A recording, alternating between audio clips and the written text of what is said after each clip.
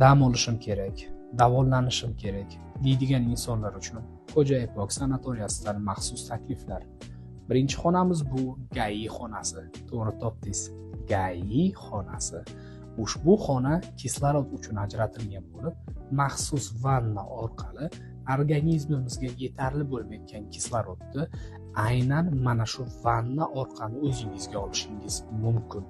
Bu juda foydali. Keyingi xonamiz bu magnit lazer xonasi.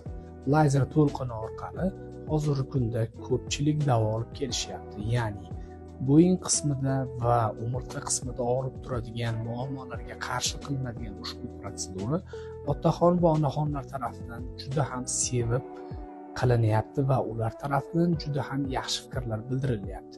Keyingi xonamiz TUPS kvarts deb nomlanadi.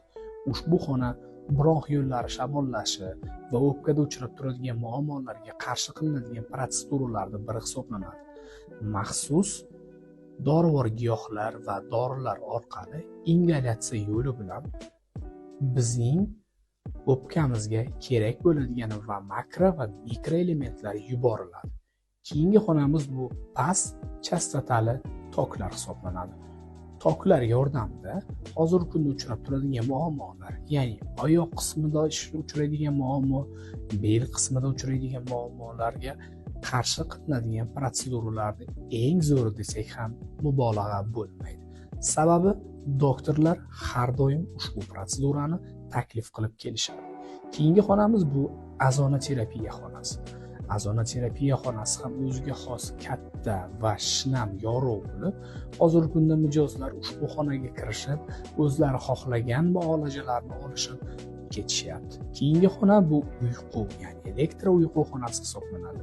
Agarda siz kechqurun yaxshi uxlamayotgan bo'lsangiz, unda sizda melanin gormoni yaxshi ishlamayapti.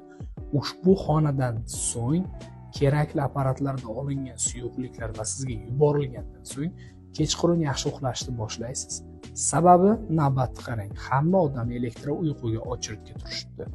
Xo'ja Ipok sanatoriyasi har doim yangiliklar bilan.